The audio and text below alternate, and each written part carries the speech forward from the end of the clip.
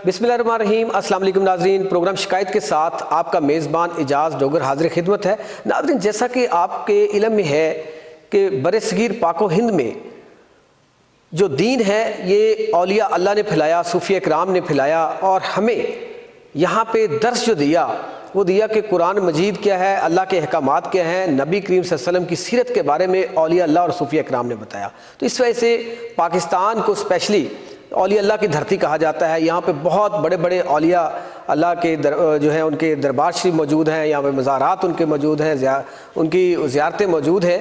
तो यहाँ पे लाखों की तादाद में लोग जो है वहाँ पे आते हैं। तो क्या वहाँ पे जो महकमा उनको देख रहा है, क्या वो ज़ायरीन जो आते हैं, क्या उनके जो सहूलियात हैं उनको क्या फ़राहम की जाती हैं? क्या वहाँ पे जिस तरह आप देखते हैं कि बहुत सारे ऐसे दरबार जो है उनके बाहर जो नशई है वो फिर रहे होते हैं, कुछ जो मलंग ऐसे हैं जो जिन्होंने भेस जो है मलंगों का बनाया होता है, लेकिन बेसिकली वो नशई होते हैं, मनशियात फ़रोश होते हैं, और मनशियात फ़रोशी का धंधा भी वहाँ पे बड़ा दरबारों के इर्द गिर्द किया जाता है। जेब तराश जो है बड़े फिर रहे होते हैं। इसके अलावा भी यहाँ पे बहुत सारे मसाइल हैं, लेकिन इन तमाम चीज़ों के बावजूद वहाँ पे एक महकमा है जो बड़े अच्छे तरीके से अपना काम सर अंजाम दे रहा है। उस महकमे को किन किन मुश्किलात का सामना है, क्योंकि बहुत बड़े लेवल पे उनकी जो लैंड है, जो ज़मीन है, वो लैंड माफिया ने उनके ऊपर कब्ज़ा किया हुआ है। जो मौजूदा हुकूमत में बहुत सारी लैंड को बागजार भी करवाया गया, लेकिन इसके बावजूद अरबों की प्रॉपर्टी जो है वो उसके ऊपर अभी तक लैंड माफिया मौजूद है। अब उनके पीछे कौन से अनासर मौजूद हैं जो कब्ज़ा वहाँ पर करवाते हैं, ये तमाम चीज़ें, और ये जितने हमारे औलिया अल्लाह हैं उनके जितने मज़ारात हैं, जितनी उनकी दरगाहें हैं,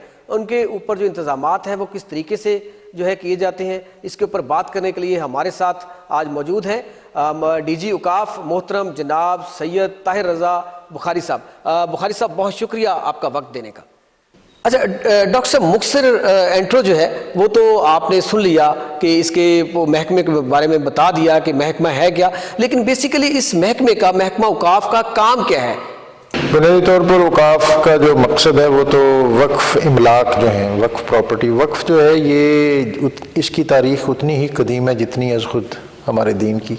नबी अकरम रसूल मोहतशम सल्लल्लाहु अलैहि वसल्लम आपने बहुत से अमूर जो हैं अपनी रियासत और स्टेट के अंदर उनको वक्फ़ किया, और वक्फ़ का बुनियादी कॉन्सेप्ट ये है कि जो प्रॉपर्टी है वो अपनी जगह कायम रहेगी, और उससे जो इनकम हासिल होगी वो उस मकसद के लिए सर्फ होगी जिस मकसद के लिए वाकिफ़ उसको वक्फ़ करेगा।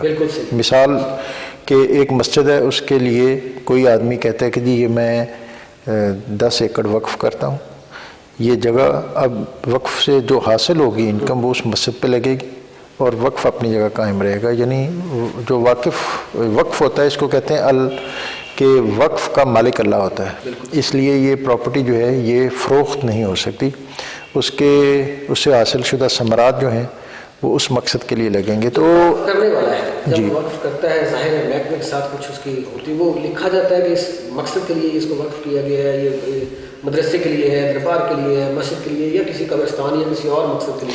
ये वक्फ़नामे जो हैं ये बाकायदा मौजूद हैं, और इस पाकिस्तान के अंदर बिलखसूस पंजाब के अंदर जब हम इस तरह की चीज़ों को देखते हैं तो मज़ारात, मदारस और मसाजिद, इनके साथ जो साहिब खैर लोग थे, किसी ने 20 मुरब्बे भी किए हैं, किसी ने 30 मुरब्बे भी किए हैं। तो बड़ी बड़ी प्रॉपर्टी हैं, वो एग्रीकल्चर लैंड है, और कमर्शियल यूनिट हैं बहुत ज़्यादा ऐसे।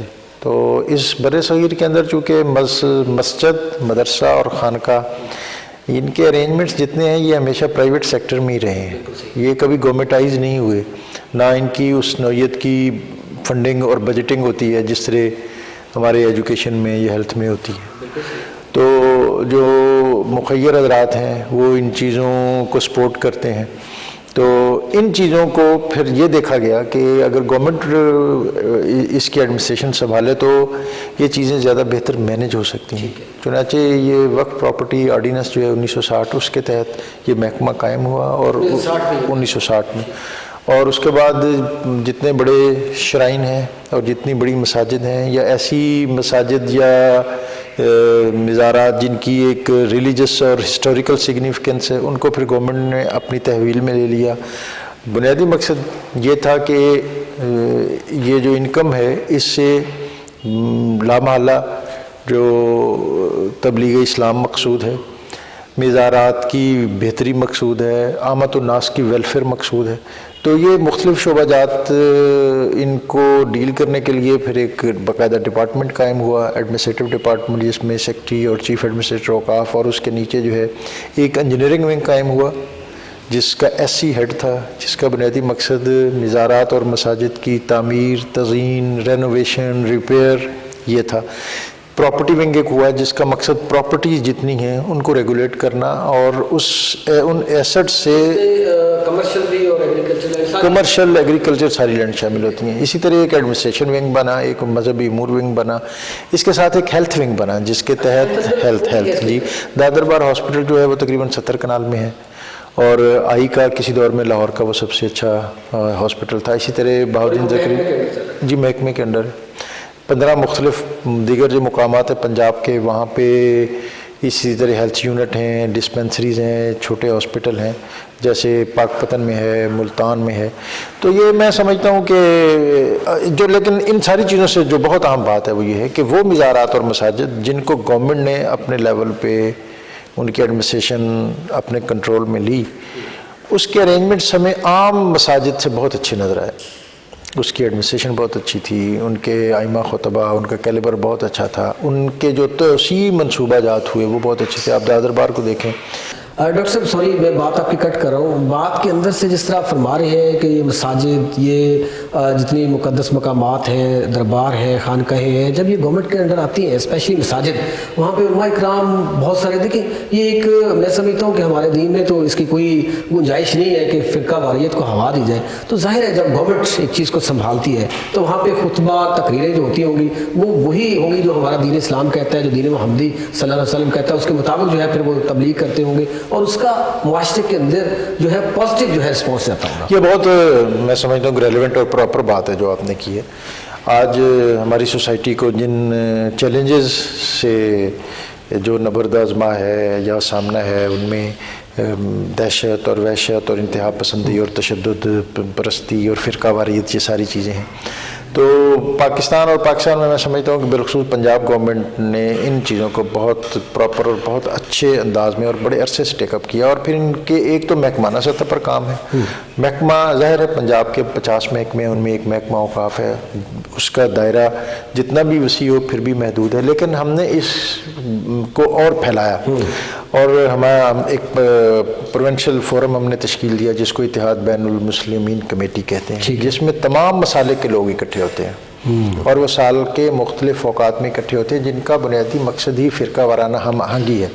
اور میں سمجھتا ہوں کہ یہ ماہانہ ہوتی ہے یا سمائی بھی ہوتی ہے. اس کا ایک ایگزیکٹو فورم ہوتا ہے جس میں یہ ماہانہ بنیادوں پر بھی ملتے ہیں، سالانہ ان کے 2-3 بہت اسپیشلی محرم میں ان کی ایکٹیویٹی جو ہے وہ بہت میٹر کرتی ہے، اور پورے پنجاب میں ان کے وفود جاتے ہیں جو ہیڈ کوارٹر پر مقامی علماء کے ساتھ مل کر بیٹھتے ہیں، اور اس سے اس طرح ہوا نہ خراب کی جائے فرقہ واریت کو، بلکہ اس سے ایک میسج آتا ہے کہ ہم علماء جو ہیں سارے، جب شیعہ، سنی، بریلوی، دیوبندی، اہل حدیث سارے اکٹھے موو کرتے ہیں تو یہ جو ایک صحیح اسپرٹ ہے اسلام کی کہ ٹھیک ہے آپ اپنا جو بھی ویو پوائنٹ رکھیں، لیکن جو اجتماعی ماحول ہے، کنسپٹ جو بھی ہے، لیکن وہاں پہ جتنے علماء کرام بیٹھے ہوتے ہیں اللہ ایک ہے، قرآن ایک ہے، نبی ایک ہے، لیکن سب کا ایمان یہ ہے، نماز کا طریقہ بس بالکل ایسے ہی ہے. اور اسی طرح اس کے ساتھ جو ہے نا جی ایک متحدہ علماء بورڈ ہے، پنجاب قرآن بورڈ ہے. متحدہ علماء بورڈ کا بنیادی مقصد ہی یہ ہے کہ لٹریچر اور ایسی اشتعال انگیز تقاریر جو سوسائٹی میں اس طرح کی اریٹیشن کا باعث بن سکتے ہیں ان کو کنڈیم کرنا، ان کا تدارک کرنا، اور ایسی بکس جس کی وجہ سے انتہا پسندی فروغ پاتی ہے ان کو بین کیا جاتا ہے. ان کو محکمہ دیکھتا ہے، محکمہ دیکھتا ہے، ایسی بکس جو ہوتی ہیں ان کو لٹریچر جو ہوتا ہے اس کو آپ دیکھتے ہیں. اس کے لیے محکمہ کی سرکردگی میں ایک متحدہ علماء بورڈ ہے جس میں تمام مسالک کے علماء ہیں، اور وہ بڑے اکابر اور جید العلماء ہوتے ہیں. وہ ان لٹریچر کا ایسے ریفرنس بعض اوقات کورٹ سے بھی آ جاتے ہیں، ہماری اسپیشل برانچ وہ بھی ریفر کرتی ہے. سوسائٹی کے عام لوگ دیگر جو ان چیزوں سے کوئی کنسرن رکھتے ہیں وہ بھی اپنی شکایت اور کمپلینٹ اس فورم کو پہنچاتے ہیں، اور ان کی جو ریلیونٹ کمیٹی ہے وہ اس کو ایگزامن کرتی ہے اور پھر اس پر اپنی ریکمنڈیشن دیتی ہے. وہ ریکمنڈیشن جو ہیں وہ اس پر بین بھی کر سکتی ہے، اس کو اس میں کچھ اصلاح کی سفارشات بھی کر سکتی ہے. تو بہرحال یہ ہے کہ ان چیزوں کو گنجائش ہو تو ان چیزوں کو دیکھنے کے لیے پراپر فورم. اسی طرح قرآن پاک جو صحیفہ ہدایت ہے اور صحیفہ انقلاب ہے، اس کی پراپر پرنٹنگ. آج ہمارے یہاں یہ بھی بڑی بدقسمتی ہے کہ قرآن پاک جو قرآن ایکٹ کے تحت جو کاغذ اس کے لیے اسپیسیفائی کیا گیا ہے، ہم اس پر وہ پرنٹ نہیں کرتے، عام نیوز پیپر پر پرنٹ کرتے ہیں، جس کی وجہ سے یہ قرآن پاک کے اوراق جلدی بوسیدہ ہو جاتے ہیں. آپ نے دیکھا ہوگا مساجد میں بہت بڑی تعداد میں پڑے ہوتے ہیں. آپ کے ہی محکمے کے اندر جو ہے قرآن اسٹڈی ایک وہ بنایا گیا ایک سسٹم، وہ پنجاب انسٹیٹیوٹ آف قرآن نہیں، پنجاب قرآن بورڈ نے بتایا کہ پنجاب قرآن بورڈ جو ہے وہ پنجاب قرآن ایکٹ کے تحت ان ایشوز کو اسپیشلی دیکھتا ہے. ٹھیک ہے. یہ ہے قرآن پاک کی معیاری پرنٹنگ، اور جو قرآن پاک کے اوراق بوسیدہ ہو جاتے ہیں اس کی ڈسپوزل. یہ اس ایشو کو میں اس کے ساتھ آتا ہوں. دوسرا جو آپ بات کر رہے ہیں وہ ہے Punjab institute of Quran and سیرت اسٹڈیز. یہ ہے قرآن پاک اور سیرت طیبہ اسوہ رسول صلی اللہ علیہ وسلم، اس کی ترویج اور تشہیر اور تحقیق اس کا مرکز. اور یہ اپر مال پہ 53 کنال جگہ ہے اور بہت عالی شان بلڈنگ ہے، جس کے لیے اسمبلی نے ایکٹ پاس کر دیا ہے، اور اب اس کے لیے موجودہ حکومت نے بجٹ اپروو کر دیا ہے. اس کی پوسٹیں کچھ ہم نے ایڈورٹائز کر دی ہیں، کچھ کرنے جا رہے ہیں. اس کے اکیڈیمکس جو ہیں ان کا تعین ہو گیا ہے، علماء جو ہیں ان کے وہاں پہ ریفریشر کورسز شروع ہو گئے ہیں. فعال ہونے کے بعد دیکھیں ظاہر ہے یہ پرنٹنگ ہر جگہ سے، عام جگہ سے تو ہو نہیں سکتا قرآن مجید فرقان حمید، کیونکہ اس میں ایک زبر زیر ایک لفظ کا ساری چیزوں کو دیکھا جائے گا. تو پھر جو معیاری پرنٹنگ کی بات ہو رہی ہے تو اس پہ دیکھا جائے گا اسپیشلی معیاری پرنٹنگ جو ہے وہ اب بھی مانیٹر ہو رہی ہے پنجاب قرآن بورڈ کے تحت، جس میں ایک تو ہے اغلاط کی نشاندہی، یعنی پہلی یہ پریورٹی ہے کہ اغلاط سے مبرہ قرآن پاک ہو. اس کے لیے باقاعدہ پروف ریڈرز کا ایک پینل ہے. کوئی ادارہ اس وقت تک قرآن پاک چھاپ ہی نہیں سکتا جب تک وہ گورنمنٹ کے پاس بطور ناشر قرآن رجسٹرڈ نہ ہو. بالکل صحیح ہے، بالکل صحیح. دوسرا اس کا جو ٹیکسٹ ہے وہ گورنمنٹ کے رجسٹرڈ پروف ریڈر سے اٹیسٹ نہ ہو، وہ ویریفائی کرے کہ میں نے اس کو پڑھ لیا، اسٹیمپ لگی ہوتی ہے. تیسری اہم ترین بات ہے جہاں تھوڑا سا میں سمجھتا ہوں کہ وہ اسٹینڈرڈ اس طرح برقرار نہیں رہتا، وہ ہے قرآن پیپر یا قرآن پاک کے لیے جو اسپیسیفک پیپر قرآن ایکٹ میں مینشن ہے، وہ 56 گرام ہے یا 60 گرام ہے، وہ اس پر اگر چھپے تو اس کا حسن اور زیادہ بڑھ جاتا ہے. ہمارے یہاں بعض اوقات یہ ہوتا ہے کہ ہم چیزوں کو اس کا ہدیہ کم رکھنے کے لیے یا اس کو عام لوگوں تک پہنچانے کے لیے غیر معیاری کاغذ پر جب قرآن پاک چھاپتے ہیں تو اس سے اس کی بے ادبی کے جو امکانات ہیں وہ بہت بڑھ جاتے ہیں، اس لیے کہ اس میں پھر بوسیدگی جلدی ہوتی ہے. بوسیدہ ہونے کے بعد اس کی ڈسپوزل ہے. اب آپ دیکھتے ہیں کہ مختلف جگہوں پر قرآن پاک کے ہمیں بوسیدہ اوراق ملتے ہیں. اب ہم نے تو یہاں قرآن ویل بنائے ہیں، وہاں اس کی ڈسپوزل کا اہتمام ہے. پھر مختلف جو بہتا ہوا پانی ہے اس کے دریا کے کنارے پر یہ اہتمام ہے. تو اس سلسلے میں آج آپ کے پروگرام کی وساطت سے لوگوں سے یہ بھی درخواست کروں گا کہ رمضان المبارک بھی آنے والا ہے. رمضان المبارک میں ان چیزوں کی طرف رغبت زیادہ بڑھ جاتی ہے، تو قرآن پاک کا جو ادب اور احترام ہے اس کو ملحوظ خاطر ایک تو رکھنا چاہیے، اس کی تعلیمات اور اس کا ابلاغ اس کا بھی اہتمام ہونا چاہیے. عام آدمی جو بالکل کر سکتا ہے اور ہم سب اپنے گھروں میں کر سکتے ہیں کہ قرآن پاک اس کو ایک تو ڈمپ نہیں کرنا چاہیے. ہمارے ہاں بعض اوقات پڑے رہتے ہیں اور زائدہ ضرورت پڑے رہتے ہیں. دوسرا میں ناشران قرآن ان سے بھی یہ درخواست کروں گا کہ جو معیاری کاغذ جس کو ریکمینڈ کیا ہوا ہے ایکٹ نے، اس کا مینڈیٹ دیا ہوا ہے کہ اس کے علاوہ نہ چھپے، تو اس کا بھی اہتمام ہو تاکہ عزت ادب احترام و عقیدت ارادت کے جو اس میں زینے اور پہلو ہیں ان کو ہم پوری طرح دیکھ سکیں. بالکل صحیح، بالکل صحیح. بہت اچھا پیغام ہے جی. دیکھیں ہماری مقدس کتاب ہے، اگر یہاں پہ بھی اس طرح کی وہ 2 نمبر کی جائے گی تو میں تو کچھ نہیں اس پہ کہہ سکتا. خود ہی آپ جتنے وہ ناشر ہیں وہ پرنٹنگ کرنے والے ہیں وہ خود ہی اس پہ دیکھیں. باقی تو بالکل اس میں کوئی دوسری رائے نہیں ہے کہ ہم قرآن مجید فرقان حمید کتاب جب کھولتے ہیں تو وہاں پہ اسٹیمپ لگی ہوتی ہے، وہ کرتے ہیں، لیکن وہاں پہ پیپر جس طرح جی صاحب نے کہا کہ وہاں پیپر جو ہے وہ غیر معیاری ہوتا ہے. اچھا، آپ کے محکمے کے اندر اوقاف آرگنائزیشن بنائے گی، اس کا کیا مقصد ہے؟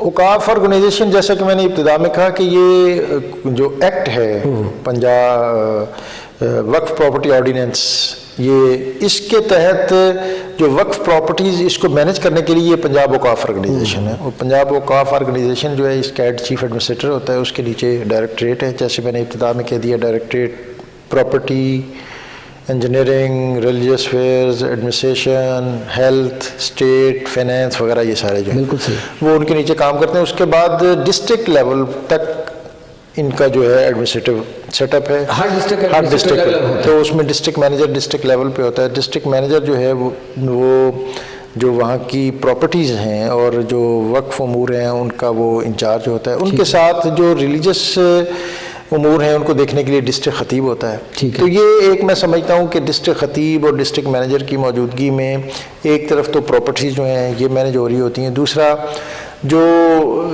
ریاست، اسٹیٹ، گورنمنٹ، ان کے جو مختلف امور ریلیجس طبقات کے حوالے سے ہوتے ہیں، تو یہ لوگ جو ہیں یہ برج کا کام کرتے ہیں، اور ایک ہر دو اطراف سے جو امور ہیں ان کے لیے ایک بہترین کوآرڈینیشن جو ہے وہ ان کے ذریعے عمل میں آتی ہے۔ ڈسٹرکٹ کے بعد ڈویژنل لیول پر ڈویژنل ایڈمنسٹریٹر، زونل ایڈمنسٹریٹر ہم اسے کہتے ہیں، اور اس کے بعد پھر ہمارا صوبائی سطح پر ہیڈ کوارٹر۔ ڈسٹرکٹ کے نیچے ضرورت نہیں پڑتی کیونکہ ظاہر ہے بہت زیادہ۔ جی جی ٹھیک آپ کہہ رہے ہیں۔ رفلی آئیڈیا کہ آپ کے پاس کتنے ملازمین کی تعداد ہوگی، رفلی آئیڈیا؟ یہ تقریباً 2700 ہے، اور اس پورے پنجاب کے اندر، اور جو اس میں عملہ مسجد جسے ہم کہتے ہیں ماسک اسٹیبلشمنٹ، تقریباً 1000 وہ ہیں ہمارے پاس۔ گریڈ 18 تک کے خطیب ہیں، خطیب داتا دربار اور خطیب بادشاہی مسجد جو ہیں یہ گریڈ 18 ہیں۔ اور میں یہاں ایک اور بات یہ بھی کہوں کہ جتنے اعزاز کے ساتھ گورنمنٹ اپنے ائمہ خطباء کو ان کی عزت نفس اس کا خیال رکھتے ہوئے اچھے پیکیج اور سیلری کا اہتمام کرتی ہے، ابھی بھی پرائیویٹ سیکٹر وہاں تک نہیں پہنچ سکا، حالانکہ پرائیویٹ سیکٹر کو بھی یہ اہتمام کرنا چاہیے۔ اور پھر معاشرے کی، سوسائٹی کی یہ بھی بڑی بدقسمتی ہے کہ ہم محلے میں جو خطیب ہوتے ہیں یا امام ہوتے ہیں، نارملی ہماری جو کمیٹیاں ہیں وہ ان کے امور کو، ان کی عزت نفس کو، ان کے معاملات کو اس طرح کیٹر نہیں کرتے جس طرح کرنا چاہیے۔ آج بھی دیکھیں ان کی تنخواہیں 12-15 ہزار، 20 ہزار سے زیادہ نہیں ہیں۔ ہمارے الحمدللہ جو اوقاف کے ائمہ خطبہ ہیں 50 ہزار مائنس پلس میں۔ اچھا، یہ اپریشیٹ کرنے والی بات ہے۔ ظاہر ہے ہمارے علماء اکرام کا ایک کردار ہے اور ان کی ایک رسپیکٹ ہے۔ میں تو بلکہ جاتا ہوں تو کہتا ہوں کہ جو ممبر رسول پہ کھڑے اصل سردار چودھری وہاں کا سب وہ ہے۔ یہ بالکل ایسے دیکھیں ہمارے نبی کریم صلی اللہ علیہ وسلم جتنے فیصلے فرماتے تھے مسجد نبی میں، اور اس ممبر پہ جا کے وہ جب تقاریر کرتے ہیں، وہاں پہ آپ کو گائیڈ کرتے ہیں، تو آپ کے لیے سب سے مقدس، جب وہ بھوکے ہوئے ان کے بچے خوشحال نہیں ہوں گے تو پھر اس پہ کیا وہ دیکھیں گے؟ سب سے پہلے ان کو خوشحال ہونا چاہیے۔ بہت اچھا ہے آپ کا اسٹیپ کہ ان کی تنخواہیں اچھی رکھی گئی ہیں۔ اچھا جی، بات بڑی اچھی چل رہی ہے کہ محکمہ اوقاف کا کام کیا ہے پنجاب کے اندر، کس طریقے سے بڑے منظم طریقے سے، دیکھیں ابھی فرمایا علماء اکرام اور مساجد کے اندر تنخواہوں کا جس طریقے سے اہتمام کیا گیا ہے، تو یہ دیکھیں اس طرح اگر پرائیویٹ سیکٹر میں بھی ہو تو ظاہر ہے آپ کا عالم جو ہے، آپ کا امام مسجد جو ہے وہ خوشحال ہونا چاہیے۔ وہ خوش ہوگا تو آپ خوش ہیں، آپ بلڈنگیں بنا لیں، اپنے بہت سارے بچوں کی اچھی تربیت کروا لیں، آپ اپنے گھروں کو خوبصورت بنا لیں، لیکن آپ کی مسجد خوبصورت نہیں ہے، آپ کے جو امام مسجد ہے وہ خوش نہیں ہے، تو میرے خیال میں کوئی اچھی روایت نہیں ہے۔ گورنمنٹ آپ کی جو حکومت جب اس لیول پہ دیکھ رہی ہے تو آپ کو دیکھنا چاہیے۔ مجھے جانا ہے ایک شارٹ کمرشل بریک پہ، بریک کے بعد دوبارہ ملتے ہیں، ہمارے ساتھ رہیے گا۔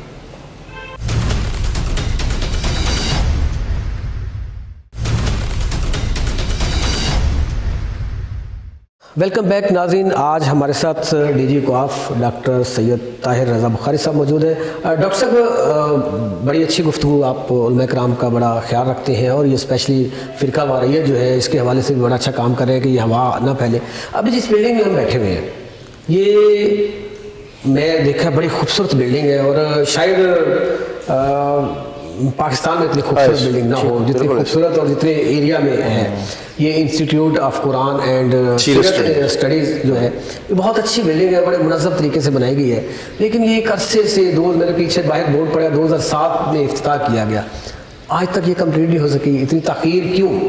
اچھا، اس میں کچھ تاخیر تو ہوئی مختلف عوامل کی وجہ سے، لیکن کچھ جو علمی اور تحقیقی ادارے ہوتے ہیں ان کے گرو کرنے میں تھوڑا ٹائم لگتا ہے۔ جیسے ابھی حال ہی میں ہم سمجھتے ہیں کہ اس خطے میں یہ اگر کوئی مرکز فضیلت بن سکتا ہے، کوئی سینٹر آف ایکسیلنس بن سکتا ہے تو وہ یہ ہے۔ معمول کی M Phil PhD وہ تو لاہور میں 20 اور بھی جگہوں پہ ہو سکتی ہے. یہ شروع کروانی ہو تو ہم کل بھی کروا دیں گے. لیکن ہمارا جو ٹارگٹ ہے وہ یہ ہے کہ یہ الازہر لیول، جامعۃ الازہر جو دنیا اسلام کی سب سے عظیم اور قدیم جامعہ ہے، اس میں اس کی کمپلیکشن آئے مصر میں یہی سنا ہے ان کا اس کا رنگ آئے اس میں. تو جو مصر کے ایمبیسڈر ہیں ڈاکٹر طارق دہروج، پاکستان میں جو مصر کے سفیر ہیں وہ یہاں تشریف لا چکے ہیں. فیڈرل گورنمنٹ نے ایک ورکنگ گروپ بنا دیا ہے. ٹھیک ہے. اس مرکز کو مصر الازہر مصر کے ساتھ کولیبریٹ کرنے کے لیے ایک ورکنگ گروپ بن گیا ہے، جس میں وفاقی وزیر مذہبی امور ہیں، صوبائی وزیر مذہبی امور ہیں، ہمارے فارن آفس ہے، ہمارا فیڈرل ایجوکیشن آفس ہے، مصری ایمبیسڈر ہیں وغیرہ وغیرہ. تو اکیڈیمکس، سلیبس، نصاب، یہ ساری چیزیں ہم اس میں طے کر رہے ہیں اور انشاءاللہ. اچھا یہ خوش قسمتی ہے ہماری. میں سمجھتا ہوں کہ یہاں پہ لاہور کے اندر، پاکستان کے اندر جو پوری دنیا کا منشا ہوا ادارہ ہے، جو پوری دنیا مانتی ہے مصر میں، اس کے ساتھ آپ ہمارا یہ کولیبریشن ہوگا. اور یہ جو اشتراک ہے اس سے میں سمجھتا ہوں کہ اس بلڈنگ کے شاہنشان ہے کہ اس بلڈنگ میں جو کام ہونا چاہیے وہ ہونا چاہیے جس کا امپیکٹ دنیا میں جائے. دنیا کے اندر دیکھیں، دین کو، مدرسہ ایجوکیشن کو بہت سے چیلنجز ہیں. بالکل. اسوہ رسول صلی اللہ علیہ وسلم اور سیرت طیبہ کے حوالے سے اورینٹلسٹ، مستشرقین اور یورپ، اس کی ایک بڑی قدیم ہسٹری ہے اور اس کو آپ مظاہروں کے ذریعے کاؤنٹر نہیں کر سکتے. علمی باتوں کو علمی سطح پر ہی آپ کاؤنٹر کر سکتے ہیں. تو آج دنیا میں جذباتی گفتگو سے نہیں کر سکتے. تو آج میں سمجھتا ہوں کہ دنیا کے اندر ہم اسلام کا صحیح پیغام پہنچانے کی ضرورت ہے. اس لیول کے، اس کیلیبر کے مبلغین، ان کو تیار کرنے کی ضرورت ہے. لینگویج بہت بڑا بیریئر ہے، بہت بڑا. ہم یہاں کی ہماری جو درسیات کی جتنی پروڈکشن ہے نارملی وہ انگریزی اور عربی بولنے کی ان کے اندر اس طرح کیپیسٹی نہیں ہوتی جتنی ایک یورپ میں، امریکہ میں، کینیڈا میں جانے والے اسکالر اور مبلغ کے پاس ہونی چاہیے. تو ہماری یہ خواہش ہے، خیال ہے. یہ بھی زبان کی اور گفتگو کے سٹائل کی جو بات کی نا، یہ مجھے آپ کی اسپیشلی بڑی اچھی بات لگی. اس کی ریزن یہ ہے کہ ہم بہت سارے ظاہر ہے الحمدللہ مسلمان ہیں، جمعہ پڑھتے ہیں، تقریریں سنتے ہیں. کچھ علماء کرام مختلف مذاہب جس سے بھی فرقے سے تعلق ہو، ہر فرقے میں جاتے ہیں ہم لوگ، لیکن وہاں پہ جا کے جب دیکھتے ہیں تو بڑی اچھی گفتگو فرماتے ہیں. ان کی بات ایک ایک لفظ اندر اتر رہا ہوتا ہے، کچھ نہ کچھ سبق لے کے نکلتے ہیں جمعے کو. اور کچھ ہمارے وہ ایسے ہیں وہی زبان کا کہ وہ اتنی جذباتی کر رہے ہوتے ہیں کہ وہ جذبات یا واہ لوگ کر رہے ہوتے ہیں لیکن سمجھ ککھ نہیں آتا پلے. اچھا یہ آپ نے صحیح بات کی ہے. اور آپ دیکھیں کہ ہماری مساجد کے اندر جمعے کی گیدرنگ اپنے کلائمیکس پہ اس وقت پہنچتی ہے جب نماز کا وقت ہوتا ہے. یہ بھی بات ٹھیک ہے. لوگ ہم گھروں میں انتظار کر رہے ہوتے ہیں کہ کب وہ دوسری اذان ہو تو صحیح کہہ رہے ہیں. خطبات جاندار ہونے چاہیے. اچھا اس کا بھی اب یہ سارا کچھ کیسے پاسبل ہو، اس کے لیے ضروری ہے کہ جو خطیب شہر ہے اس کی جو علمی بیک گراؤنڈ ہے وہ بہت سٹرونگ ہو، اس کا جو اسلوب گفتگو ہے وہ بہت عمدہ ہو، وہ اپنے جو موضوع ہے اس پر اپنے دلائل کو اچھے انداز میں آراستہ کرے. تو یہ ساری چیزیں جو ہیں یہ میں سمجھتا ہوں کہ آج اسپیشلائزیشن کا دور ہے، تو ان تخصصات کی طرف توجہ دینی چاہیے. اور اس کے لیے میں یہ ویژولائز کرتا ہوں کہ انشاءاللہ یہ مرکز، یہ ہب بنے گا ان ساری چیزوں کا انشاءاللہ. یہاں سے ایسے علماء، خطبہ پروڈیوس ہوں گے، یہاں سے ایسے سیرت کے اسکالر پیدا ہوں گے. کمپلیٹ ہو جائے، ہمیں یقین ہے کہ یہ انشاءاللہ یہ بلڈنگ اگر یہ مکمل اور فعال ہو جاتی ہے تو میں بلڈنگ کو دیکھ کے جس طرح مصر کے ساتھ آپ کہہ رہے ہیں اشتراک ہے، الحاق ہے، جس طرح حکومت پاکستان، حکومت پنجاب اور مصر کی حکومت مل کے یہ کر رہے ہیں تو مجھے یقین ہے کیونکہ اللہ کے دین کے لیے یہ کر رہے ہیں تو انشاءاللہ کامیاب ہوں گے. اچھا یہ دربار جو ہے ان کے اوپر جو زائرین آتی ہیں ان کی سہولیات کے لیے کیا اقدامات اٹھائیں؟ محکمہ اوقاف کی بنیادی میں سمجھتا ہوں کہ ذمہ داری ہی یہ ہے کہ وہ آنے والے زائرین جو ہیں ان کو وہاں زیارت اور حاضری کے لیے بہترین ماحول فراہم کرے. اس کے لیے آج کے دور میں ایک چیز جب 20 سال 30 سال پہلے شاید یہ اتنی عام نہیں تھی، آج بہت عام ہے. ان کے لیے ذہنی تحفظ اور سیکیورٹی، کہ جب وہ اس چار دیواری میں آئیں تو وہ بالکل پیسفل اور اطمینان کے ساتھ وہاں بیٹھیں. ان کی جوتی پراپر رکھی جائے، ان کی گاڑی کی پارکنگ ٹھیک ہو، وضو پلیس ٹھیک ہو، یہ ساری چیزیں جو ہیں ان کی نگہداشت اور ان کو تیار رکھنا، اپ ٹو دا مارک رکھنا، یہ محکمے کی ذمہ داری ہے۔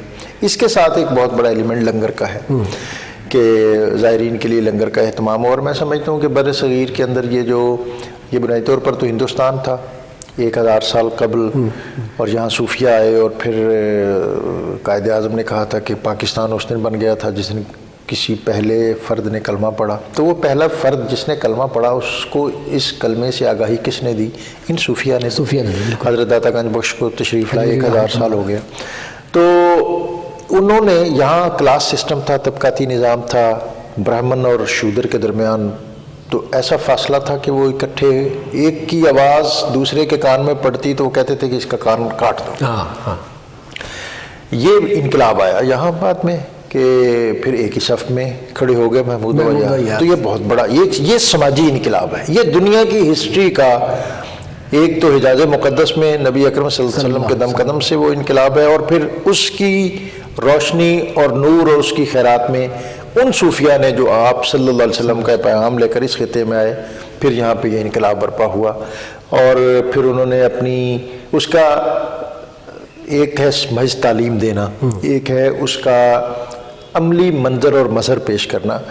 صوفیہ نے تقریریں میرے خیال میں کم کی ہیں، اور عملی طور پر انہوں نے کام کیا، عملی طور پر بھی انہوں نے عملی طور پر کام کیا ہے کہ سب سے پہلے ان کی خانقاہ میں دسترخوان لگتا تھا، بلا تفریق مذہب، مسلک اور رنگ نسل لوگ اس پر آتے تھے، بیٹھتے تھے اور وہ لنگر کھاتے تھے۔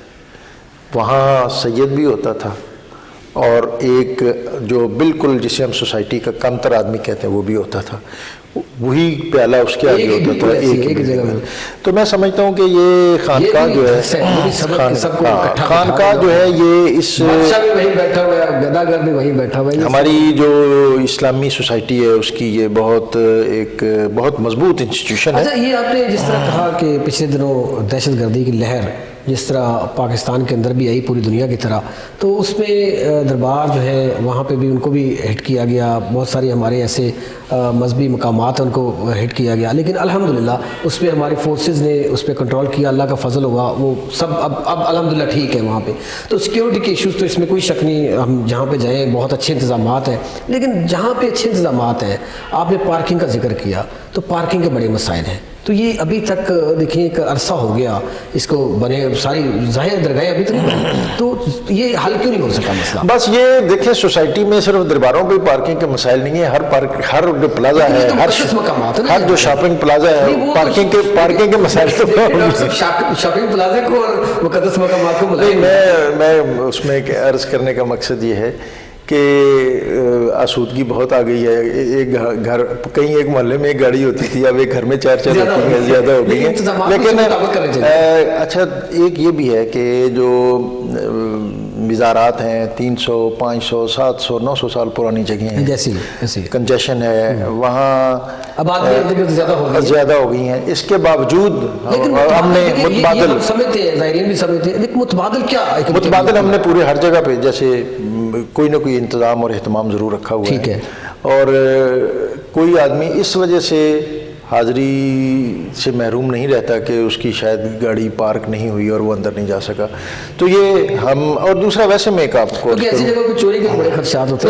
عرض کرتا ہوں ویسے آپ کو کہ دنیا کے اندر زیارات جہاں بھی ہوں، وہ خواہ دمشق میں ہوں، ایران میں ہوں، حجاز مقدس میں ہوں، جب کوئی آدمی کوئی زائر زیارات کے لیے جاتا ہے نا، تو وہ ایک مخصوص طرح کے حالات کے لیے وہ ذہنی طور پر تیار ہوتا ہے۔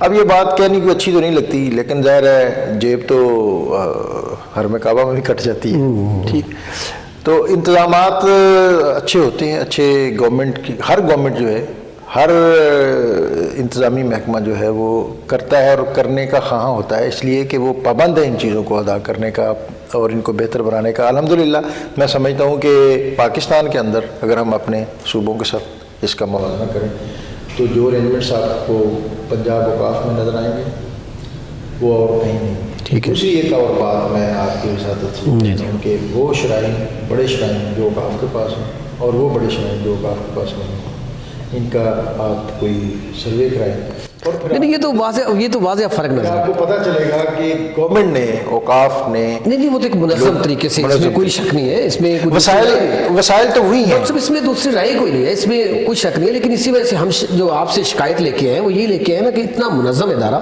اتنا اچھا کام کر رہا ہے، پھر بھی یہ دیکھیں اچھے کی گنجائش کرنے کی تو ہر وقت موجود ہوتی ہے، لیکن یہ اس کو تھوڑی سی اسپیڈ تیز ہونی چاہیے۔ نہیں انشاءاللہ ہم ان چیزوں کو، جوتوں کی آپ نے بات کی تو جوتے واش روم جب کو آتا ہے، پارکنگ اس کی چلے پارکنگ کو پرائیویٹ سیکٹر میں چلے گی، جوتوں کی بھی فیس لی جاتی ہے، تو اس کے اوپر تو کوئی فری نہیں کیا تھا؟ جوتے تو فری ہو گئے ہیں، ابھی نہیں کرتے ہیں جوتے فری ہو گئے ہیں اب، لیکن اب دیکھیں اوقاف کے پریمیسز میں فری ہیں، اب آپ جاتے ہیں، اب ہم نے تو ایک باکس لگا دیا، اب آپ نے رکھ دیا، اور اس کے بعد آپ کو خدشہ ہوگا جب تک واپس آتے جوتا ہونا بھی ہے یہ نہیں، ٹوکن والے کی رسپانسبلٹی اور ہے، اور فری آف کاسٹ ایک ارینجمنٹ جو ہے اس پر ہمارا ایک پورے ریک ہیں، اس پر ہماری سیکیورٹی نگرانی کر رہی ہے، اب اس میں لوگ پھر متبادل ڈھونڈتے ہیں، باہر وہ کہیں جیسے 10 لوگ آئے، سر جی یہ دیکھیں جو باہر بیٹھے ہوئے بندے ٹوکن والے بھی، وہ بھی آپ کی پرمیشن کے بغیر نہیں بیٹھ سکتے۔ نہیں ایسا نہیں ہے سر جو آپ کا جو وہاں پہ ایڈمنسٹریٹر اس کے بغیر کیسے بیٹھ سکتے ہیں وہ؟ ایک ہے اوقاف کا پریمیسز، ایک ہے کارپوریشن کا پریمیسز، داتا دربار کی جہاں دیوار ختم ہوتی ہے وہاں اوقاف کا اختیار بھی ختم، لیکن سر جی کچھ نہ کچھ ہے، گڑبڑ ہے۔ نہیں ایسا نہیں سر جی چیک کریں، میں اس کو نہیں مانتا، لیکن ظاہر ہے آپ کا یہ اپنا ویو پوائنٹ ہے، آپ کا حق ہے، آپ اس میں، لیکن آپ دیکھیں یہ آپ کی اچھی بات اس سے ہم یہ ہے کہ ہم ان چیزوں کو مزید بہتر بنانے کی کوشش کریں۔ اب یہ دیکھیں نا، اب یہی بات آپ کی کہ آپ ظاہر ہے کوئی نشئی ہے، نشہ کرنے والا ہے، وہ دیوار کے اندر، لیکن دیوار کے باہر اگر فٹ پاتھوں پہ دیکھیں تو وہاں پہ سو بھی رہے ہوتے ہیں، وہاں پہ نشئی جو ہے بیٹھے بھی ہوتے ہیں، کوئی ملنگ بنے ہوتے ہیں وہاں پہ آ کے، اور وہ نشے کے لیے کر رہے ہوتے ہیں، وہاں پہ جیبیں بھی وہی کاٹتے ہیں جیبیں بھی، تو اس کے لیے بھی کوئی حکومتیں، اس کے لیے ظاہر ہے ہم اداروں کے لیے ہم کوآرڈینیٹ کرتے ہیں، جو نارکوٹکس والے ہیں ان کے ساتھ مل کے کرتے ہیں، ہم خود بھی کیمپنگ کرتے ہیں، وہاں سے اس بہت سے سرچ آپریشن وہ بھی کرتے ہیں، لیکن وہ جس سطح کے آپ کے ذہن میں ہے، میں بھی سوچتا ہوں کہ وہ سارا ایریا بڑا آئیڈیل ہونا چاہیے۔ اچھا اس میں 3-4 سال پرانی بات ہے، آپ ہی اس وقت ڈی جی تھے یہاں پہ اوقاف میں، پتہ چلا کہ پنجاب کے اندر ایک بڑا اچھا دربار جتنے ہیں ان کے باہر جو ہے، اور اندر باقاعدہ جو ملنگ بن کے بڑے بڑے بار رکھ کے بیٹھے ہوتے تھے، اور وہ بیسیکلی وہ نشئی ہوتے تھے، ان کے لیے اقدام آپ نے اٹھایا کہ ان کی اصلاح کے لیے کچھ کیا جائے، تو کیا اقدامات اٹھائے تھے آپ نے؟ اس کے لیے ہم نے جیسا میں نے عرض کیا کہ ہمارے پاس داتا دربار سے متصل داتا دربار ہاسپٹل ہے، وہاں ہم نے ایک الگ سے یونٹ جو ہے اس کے لیے مختص کیا، اور یہ جو صوفیاء کے نام پر اس طرح کی شعبدہ بازی ہے اس کو ہم ڈسکریج کرتے ہیں، کیونکہ صوفیاء کرام نے تو یہ درس نہیں دیا تھا، وہ تو آپ نے فرمایا نا کہ انہوں نے باقاعدہ ایک پراپر کر کے وہ دیکھیں جی صوفی جو ہے یہ تو بہت سب سے پہلے صوفی جو ہے وہ عالم ہوتا ہے، وہ اسکالر ہوتا ہے، اور وہ اپنے عہد کا جینیس ہوتا ہے، اس کا ہاتھ جو ہے وہ سوسائٹی اور ملت کی نبض پر ہوتا ہے، انہوں نے تو لیڈ کیا ہے اور ان کی وجہ سے یہ انقلاب برپا ہوا ہے۔ تو آج اصل میں جس اصل حقیقت کی سوسائٹی میں جتنی ویلیو ہوتی ہے اسی کی پھر اتنی ہی ڈپلیکیٹس بھی بنتی ہیں، اور اس کے نام پر 2 نمبری بھی ہوتی ہے، تو یہ بڑی بدقسمتی ہے کہ مختلف لوگ جو ہیں وہ ناکام لوگ، نامراد لوگ، وہ اس طرح کے حال حلیے اپنا کر لوگوں کو چیٹ کرتے ہیں۔ اچھا اس میں کوئی شک نہیں ہے، ہم داتا علی گنج بخش جویری رحمۃ اللہ کے دربار شریف کی بات کر لیں، پاک پتن شریف کی، اور بھی درباروں کی بات کر لیں کہ یہاں بڑے ہیں، میں اس وجہ سے ان کا نام لے رہا ہوں، تو یہاں پہ پہلے بہت سارے اندر جا کے وہی جو ہے ملنگ کا بھیس بدل کے وہ اپنی دکانداری چمکا رہے ہوتے تھے، شعبدہ بازی دکھا کے، اس میں کمی آئی ہے، اس میں کیا آپریشن کیا، ہدایات ایڈمنسٹریٹر کو دی، کیا کیا آپ نے؟ آپریشن میں سمجھتا ہوں کہ اس نوعیت کا تو نہیں کہ ہم کوئی ایسا کریک ڈاؤن کریں، ان کو ان چیزوں کو ریفارم کرنے کی ضرورت ہوتی ہے، اور ریفارم کا جو بھی سلسلہ ہوتا ہے اس کا پروسیس ذرا سلو ہوتا ہے، لیکن الٹیمیٹلی اس کے نتائج جو ہیں وہ زیادہ مضبوط اور مستحکم ہوتے ہیں۔ اور پھر ویسے ایک ہمارا جو مشرق اور پھر سب کانٹیننٹ، اس میں مزارات جتنے ازردہ اور دکھی اور پسماندہ لوگ ہیں یہ اپنے ایک آخری ٹھکانہ اور آرام گاہ یا قیام جو ہے اس کے لیے درباروں اور اس طرح کی جگہوں کو منتخب کرتے ہیں، تو ہم ان کے لیے وہاں ان کو دھتکارنے کی بجائے ہم ان کے لیے جو ان کے ٹریٹمنٹ ہے، ان کے لیے کوئی ایجوکیشن ہے، یا ان کی جو بھی ریکوائرمنٹ ہو میڈیکل یا سائیکولوجیکل جس حوالے سے بھی وہ کرتے ہیں کرتے ہیں تاکہ وہ سوسائٹی کے اندر ایک سوسائٹی کے اندر اس طرح کا سلو تو ہوتا ہے، رزلٹ تو سلو آتا ہے، لیکن کتنے پرسنٹ آپ کو؟ میں سمجھتا ہوں کہ اس میں 50% جو ہے رزلٹ ہے اس میں. تو اس میں جتنا آپ کا گورنمنٹ ہے، اس کے جس طرح آپ نے سیکیورٹی کی بات کی، ابھی پہلے چوکی تھی یہاں پہ لاہور کے اندر، اب وہاں پہ تھانہ بن گیا، اسی طرح ہر جگہ پہ چوکیاں بنی ہوئی ہیں. گورنمنٹ سیکیورٹی کے حوالے سے آپ کے ساتھ کس حد تک سپورٹ کرتی ہے؟ اچھا، یہ ایک بڑی عام لوگوں کے لیے بڑی عجیب سی بات ہوگی کہ یہ جس محکمے کی ابھی تک ہم نے اتنی بات کی ہے، یہ اپنا بجٹ خود جنریٹ کرتا ہے. ان کو گورنمنٹ سے کچھ نہیں ملتا.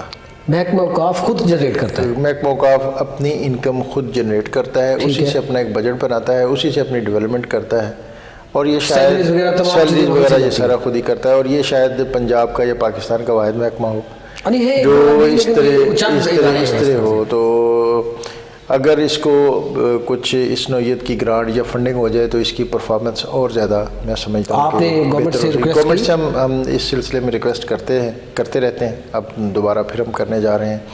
میں یہ سمجھتا ہوں کہ اس وقت جو مزارات ہیں پنجاب کے اندر، یہ بہت ان کی بلڈنگ جو ہیں قدیم ہو چکی ہیں. بزرگان دین جیسا ہم نے ذکر کیا کہ 1000 سال سے ان کی آمد کا سلسلہ شروع ہوا، اور پھر اوائل دور کے قدیم مزارات ملتان کے ان کو 800 سال ہو گئے ہیں. لاہور میں حضرت داتا صاحب 1000 سال اور حضرت میاں میر ہیں، ان کو 400 سال. تو 300-400 سال سے کم تو ہسٹری کسی کی ہے نہیں. تو عمارات جو ہیں ان کی شکست و ریخت یہ ایک نیچرل سی بات ہے. تو ساتھ ساتھ چلتا رہتا ہے نا. تو ان کو ان کی کنزرویشن اور ریسٹوریشن جو ہے اس کے لیے بہت ہیوج رقم اور ایکسپرٹیز درکار ہوتی ہے. وہ چھوٹا ایریا نہیں ہے، وہ ایک بڑے محکمہ اپنے وسائل سے وہ چیزیں مینیج کرتا ہے اور کرنے کی کوشش کرتا ہے. اس میں اگر ہمیں اور سپورٹ مل جائے تو چیزیں زیادہ سٹرینتھن اور بہتر اور نتائج اور اچھے آ سکتے ہیں. اب محکمہ اوقاف میں ایک کرایہ داری ایکٹ ہے، وہ کیا ایکٹ ہے؟ اس سے جو ہے بہت سارے قبضہ مافیا بھی لوگ ہوتے ہیں. وہ کرایہ داری ایکٹ کیا ہے اس میں؟ میں سمجھتا ہوں کہ اس میں کرایہ داری کے جو اصول و ضوابط گورنمنٹ کے دوسرے محکموں میں اور گورنمنٹ کی دوسری پراپرٹیز کی ہیں اسی طرح ہی. کبھی مشکلات کا سامنا ہے اس میں؟ مشکلات اس میں اس طرح ہو جاتی ہے کہ گورنمنٹ کی پراپرٹی جس کے پاس آ جاتی ہے وہ پھر تقریباً اپنے آپ کو اس کا ایک مالک ہی سمجھتا ہے. اور مارکیٹ میں اگر ایک شاپ مارکیٹ ویلیو کے مطابق 50,000 ہے تو گورنمنٹ کی شاپ جو ہے وہ شاید بمشکل 20,000 پہ ہو. تو یہ اس طرح کا تفاوت ہونے کی وجہ سے لوگ جو ہیں وہ گورنمنٹ کی پراپرٹی پر اپنا تسلط اس کو قائم رکھنے کو ترجیح دیتے ہیں اور جیسے بھی ممکن ہو اس کو پرولانگ کرنے کی کوشش کرتے ہیں.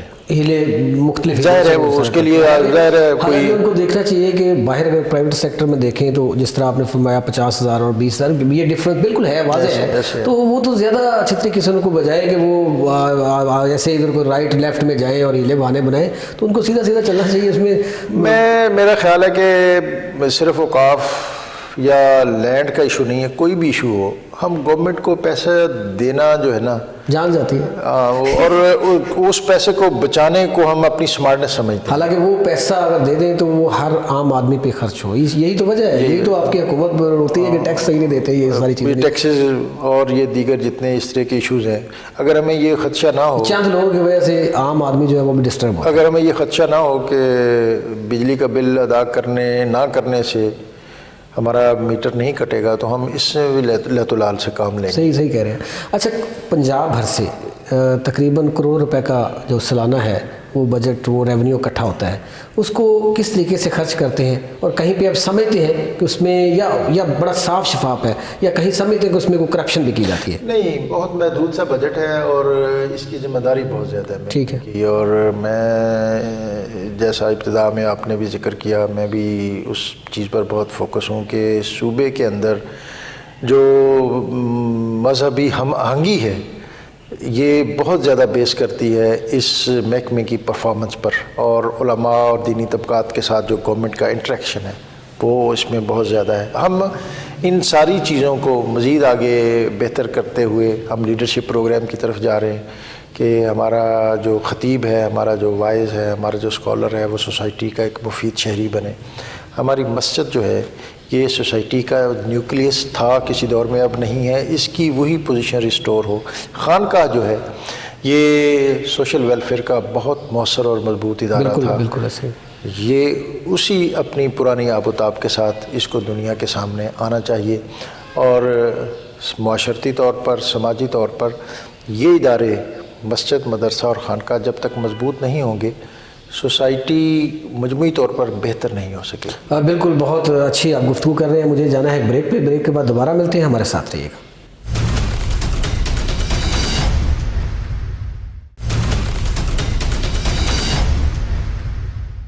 ویلکم بیک ناظرین. یہ ایک بہت منظم ادارہ ہے محکمہ اوقاف. اس کے اندر بہت ساری مساجد ہمارے بہت سارے اضلاع میں، تحصیلوں میں یہ کام کر رہے ہیں، اور یہ بڑی اچھی بات ہے کہ وہاں پہ سیلری پیکج بڑے اچھے دیے جا رہے ہیں. پھر میں نے پہلے جس طرح عرض کی کہ جب مساجد میں امام مسجد جو ہے خوشحال ہوں گے، وہ آپ کے بچوں کو تعلیم، آپ کو اچھی تربیت دیتے ہیں، وہ پھر یہ جو عام آ کے وہ میرے جیسے لوگ آ کے وہاں بیٹھ کے تو یہ جذباتی تقریریں کر کے فرقہ واریت کو ہوا دیتے ہیں. جب علماء اکرام باقاعدہ آتے ہیں، کبھی کسی عالم کو آپ نے دیکھا اس طرح کی ہوا دیتے ہوئے؟ کبھی بھی نہیں دیکھا ہوگا. وہ ہمیشہ جو ہے اکٹھے رہنے کی اور ایک ہی بات بتاتے ہیں کہ ہم مسلمان ہیں، ہم بھائی بھائی ہیں، یہ درس دیتے ہیں. کبھی بھی کسی بھی عالم سے لے لیں، وہ کسی بھی فرقے سے ہو، کبھی وہ ہوا فرقہ واریت کو نہیں دیتے. وہ چند میرے جیسے لوگ ہوتے ہیں، وہ جن کو علم کا پتہ نہیں ہوتا، وہ آ کے بیٹھ کے وہاں پہ اپنی وہ ریٹنگ بڑھانے کے لیے وہ اس طرح کی باتیں کرتے ہیں. تو میرے خیال میں ان کو بھی دین اسلام میں جو ہمارے نبی کریم صلی اللہ علیہ وسلم نے فرمان جاری کیا اس کے مطابق کام کرنا چاہیے.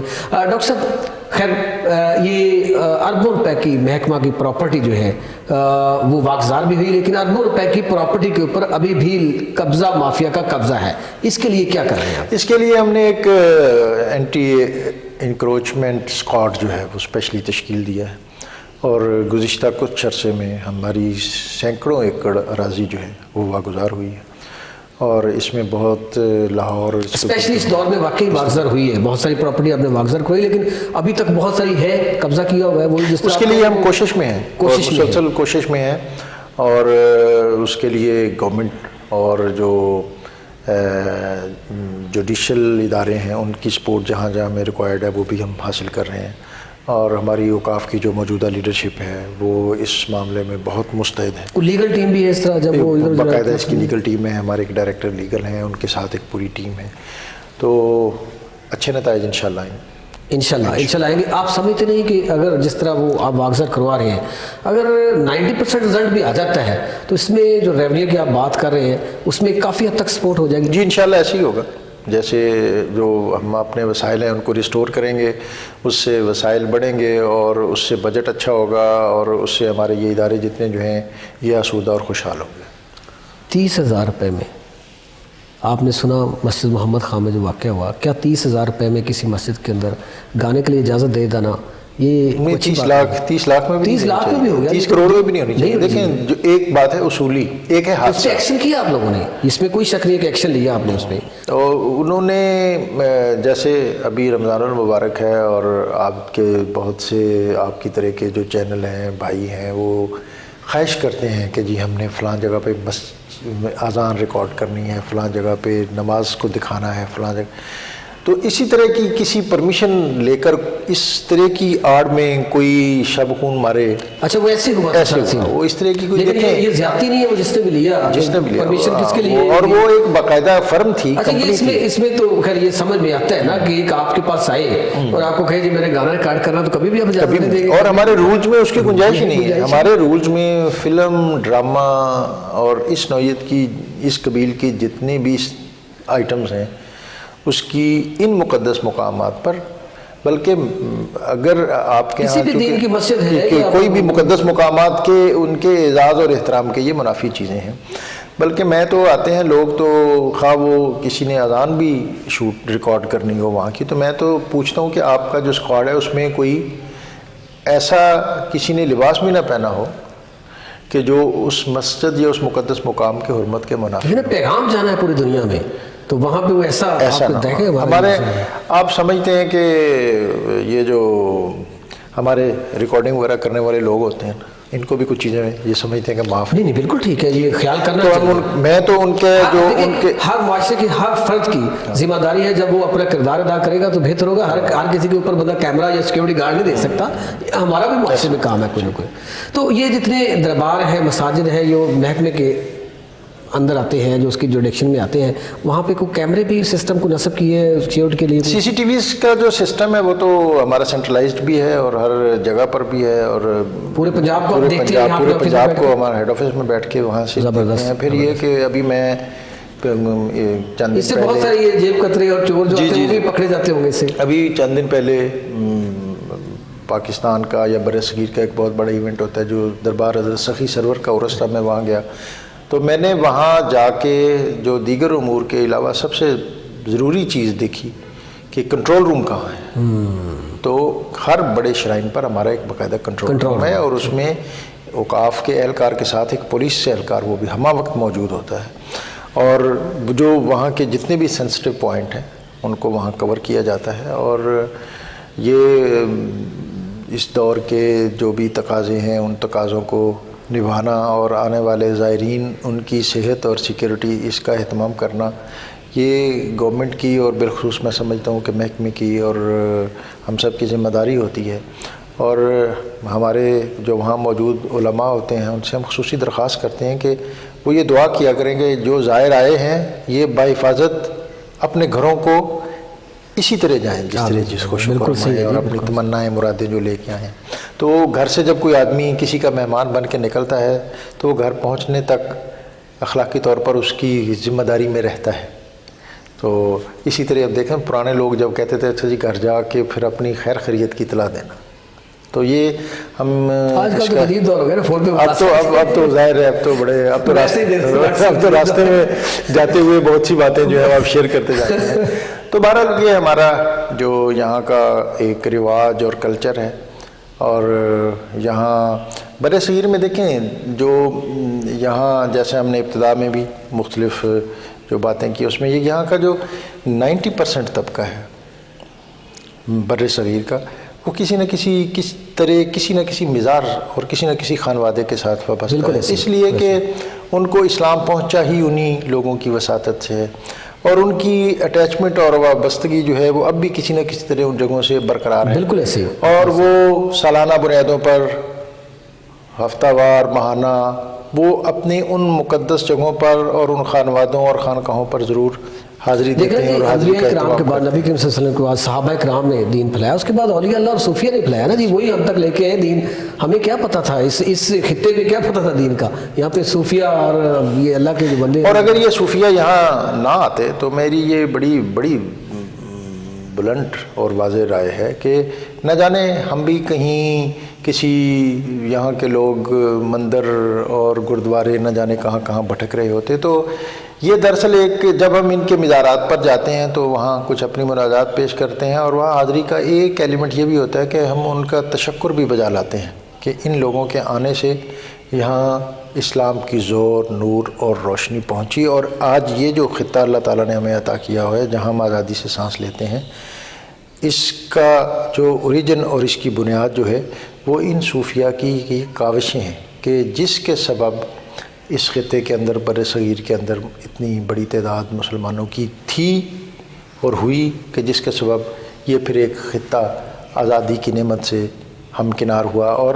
بڑی دلچسپ بات جو علامہ اقبال حضرت داتا گنج بخش کے مزار پہ حاضری دیتے تھے اور بڑی کثرت سے دیتے تھے، انہوں نے کہا کہ جو خطبہ اہل آباد میں نے وہاں ترتیب دیا اور پھر اس میں جو ایک پاکستان کا تخیل پیش کیا، وہ پاکستان کے تخیل کا خیال مجھے اس وقت عطا ہوا جب میں تہجد کے وقت حضرت داتا گنج بخش کی بارگاہ میں تھا۔ تو یہ ایک روحانی اور باطنی فیض و برکات ہیں جس سے یہ خطہ جو ہے معمور ہے۔ تو ہمیں چاہیے کہ ہم باہمی رواداری اس کو اپنے اوپر لازم کریں، جو چھوٹے چھوٹے گروہی اختلافات ہیں ان سے پرہیز کریں، قرآن اور صاحب قرآن کے ساتھ اپنی کمٹمنٹ جو ہے اس کو بہت مضبوط کریں۔ اور آپ کے اس پروگرام کی وساطت سے بطور خاص میں یہ درخواست کروں گا کہ اب ماہ رمضان المبارک اس کی آمد ہے، اور ایک فطری جذبہ پیدا ہوتا ہے دین پڑھنے کا، دین کو سمجھنے کا۔ قرآن پاک کو سادہ پڑھنا یہ بھی ثواب کا باعث ہے، لیکن اس کی کسی ایک آیت کو اس کے پورے فہم کے ساتھ پڑھنا یہ اس ناظرہ پڑھنے سے بہت زیادہ بہتر اور عزت اور عظمت رکھتا ہے۔ اس کے ساتھ جو دوسرا اہتمام بہت زیادہ ضروری ہے وہ سیرت طیبہ اور اسوہ رسول صلی اللہ علیہ وسلم، اس کے ساتھ اپنی وابستگی پیدا کریں۔ اور اس اپنے گھروں کے اندر قرآن پاک کے ساتھ نبی اکرم صلی اللہ علیہ وسلم آپ کی سیرت کے حوالے سے کوئی کتاب وہ بھی ضرور رکھیں. آپ خود پڑھیں گے تو آپ کی فیملی اور آپ کے بچے جو ہیں وہ بھی آپ کو ماڈل سمجھتے ہوئے اس سے اپنا تعلق. ہمارے دین سے دوری یہی ہے کہ ہم جب اس کو مکمل ایک آیت کو پڑھ لیں گے اس کی فہم و تفہیم کا پتہ چل جائے گا, تشریح کا پتہ چل جائے گا, ترجمے کا پتہ چل جائے گا, اور نبی کریم صلی اللہ علیہ وسلم کی سیرت پہ پڑھیں گے تو یہ ہم جو بات پہ ہائپر ہوتے ہیں تو ہم سب چیزیں چھوڑ جائیں گے. بہت اچھا آپ نے کہا. اچھا, جہاں پہ یہ بات ہو رہی ہے وہاں پہ ایک ہمارے ذرائع کے مطابق ہمیں یہ پتہ چلا ہے کہ ڈاکٹر سید طاہر رضا بخاری صاحب بڑے طاقتور ڈی جی ہیں, کہ ان کے خلاف ذرائع کہہ رہے ہیں کہ پچھلے دنوں منسٹر صاحب نے ان کے خلاف کوئی اپلیکیشن دے دی سی ایم صاحب کو کہ ڈی جی صاحب کو ہٹا دیں جی عہدے سے, یہاں سے تبدیل کیا جائے, لیکن آپ پھر بھی اپنے عہدے پہ بیٹھے ہوئے ہیں. کیا آپ ان سے زیادہ طاقتور ہیں؟ نہیں, وزیر صاحب تو ہمارے بہت محترم ہیں, اور کوئی آدمی کسی پر بھی کوئی چارج فریم کر سکتا ہے, لیکن چارج کا فریم ہونا اور حقیقت کا واضح ہونا یہ تو دو مختلف چیزیں ہیں. اور اگر کوئی کسی پر کوئی ایلیگیشن ہو اور اس الزام کی تحقیق ہو اور تحقیق کے بعد اگر اس پر الزام ثابت نہ ہو تو پھر تو بیس لیس چیز ہے. یہاں پہ تو جس پہ الزام لگتا ہے وہ بہہ جاتا ہے, لیکن ڈاکٹر صاحب آج بھی اپنی سیٹ پہ بیٹھے نہیں. وہ میں تو سمجھتا ہوں کہ میں تو اس معاملے میں چونکہ میری ذات کا معاملہ ہے. اچھا, مجھے نہیں پتا, میں آپ کی ذات کا معاملہ میں بہت زیادہ اس پر کمنٹ نہیں کرتا, لیکن یہ ہے کہ پاکستان کے اندر ہمارے ہاں جو کلچر ہے وہ یہ ہے کہ اگر کوئی آدمی کام نہ کر رہا ہو تو وہ سکھی رہتا ہے. آپ کام کریں تو پھر آپ جو ہے وہ مختلف اطراف سے مختلف چیزوں کی زد میں رہتے ہیں. تو ہماری اتھارٹی. اچھا, یہ بات آپ کی بڑی ہے. جب آپ کام کریں گے, آپ جو اربوں روپے کی پراپرٹی ہے اس کے اوپر لینڈ مافیا نے قبضہ کیا تو ڈیفینیٹلی ایک لینڈ مافیا عام آدمی نہیں ہے, اس کا کہیں نہ کہیں اٹیچمنٹ ہوگی. جب اس کو چھیڑیں گے تو آپ کو بھی وہ کسی نہ کسی جگہ سے رائٹ لیفٹ سے چھیڑے گا. تنگ کریں اتنی آسانی سے, تو جو سالوں سال سے بیٹھا ہوا ہے, جو 20-30 سالوں سے قبضہ کیا ہوا, وہ اتنی آسانی سے نہیں کہ ڈاکٹر صاحب جائیں گے ان کو کہیں گے یار چھوڑ دیں تو چھوڑ دیں گے. ظاہر ہے وہ کسی طریقے سے چھڑوانا پڑے گا. تو ظاہر ہے آپ کی بات سے میں ایک اور جو نتیجہ مجھے ملا ہے وہ یہ بھی ہے کہ اگر آپ دیانتداری کے ساتھ اور اچھی نیت کے ساتھ اپنا کام کر رہے ہیں, یہ میں نے شرط رکھ دی ہے, دیانتداری کے ساتھ اور اچھے طریقے سے اپنا کام اگر آپ کر رہے ہیں تو پھر آپ کو بہت زیادہ پریشان اور گھبرانے کی ضرورت نہیں ہوتی.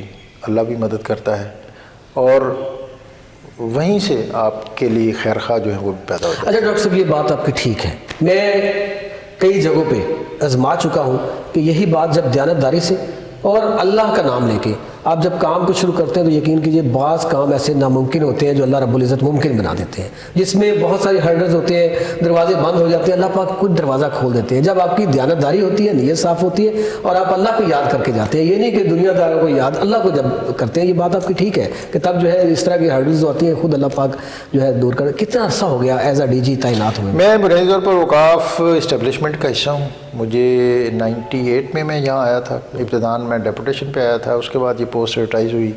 اس وقت یہ پوسٹ ڈائریکٹر مذہبی امور کی تھی. میں 2001 میں یہاں پرماننٹ ریکروٹ ہوا. اس کے بعد یہ پوسٹ اپ گریڈ ہو گئی 2008 میں ڈائریکٹر جنرل کے طور پر. پھر میں ڈائریکٹر جنرل بن گیا 2008 سے. آپ 2008 سے, تو اس کو بھی اب 14 سال سے زائد, 14 سال تقریباً ہو گئے, 14 سے 15 سال ہو گئے آپ کو ڈائریکٹر جنرل ہوئے. تو اس محکمے میں ان 14-15 سالوں میں آپ نے کیا ریفارمز کیے؟ میں اس کی کمپلیکشن میں جو ایک عامیانہ سی تھی اس کو علمی اعتبار سے میں نے بہتر کرنے کی کوشش کی ہے. میں نے پاکستان کے اندر پہلا ماڈل مدرسہ گورنمنٹ سیکٹر میں, اب میں جو بات کہہ رہا ہوں میں سمجھ رہا ہوں کہ میں کیا کہہ رہا ہوں, کہ گورنمنٹ سیکٹر میں پہلا ماڈل مدرسہ, اس کی بنیاد, تعمیر, تزئین اور نتائج اس کے یہ ہیں کہ پنجاب یونیورسٹی میں ہمارے بچے اسکالرشپ لے رہے ہیں اور ایوارڈ لے رہے ہیں. جو ان کے مدارس بورڈ ہیں اس میں اندر وہ پوزیشنز لے رہے ہیں. تو ہم نے ماڈل مدرسہ بنایا, اور اس ماڈل مدرسے کے ساتھ کون سا ماڈل مدرسہ کس جگہ پہ؟ جامعہ حجویریہ داتا دربار بنایا. اس میں ایک لینگویج لیب, جیسا میں نے ابتداً عرض کیا تھا کہ لینگویجز جو ہیں ان کا جاننا بہت زیادہ ضروری ہے. تو ایک وہاں تبلیغ میں مختلف زبانیں, جب ایک بندہ جاتا ہے یو کے میں جاتا ہے تو ظاہر ہے وہاں کی زبان آنی چاہیے اس کو. تو وہاں لینگویج لیب قائم کی, کمپیوٹر لیب قائم کی, آئی ٹی کا جاننا بہت زیادہ جدید سسٹم لائے.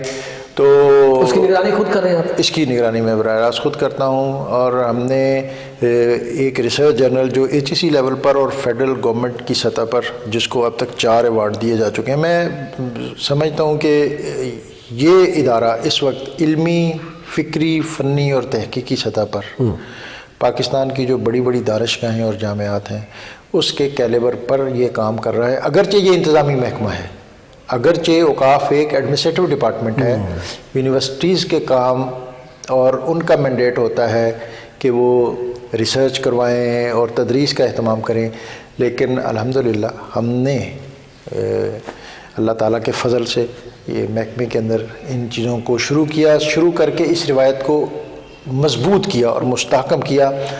اور میں نام نہیں لیتا، فیڈرل گورنمنٹ کی ایفرٹ انہوں نے کی ماڈل مدارس بنانے کی، لیکن چند ماہ کے یا چند سالوں کے بعد وہ سروائیو نہ کر سکے، حالانکہ وہاں فنڈز محکمہ خود اس کو افورڈ کر رہا ہے، حالانکہ وہ فنڈز کی وہاں کمی نہیں تھی.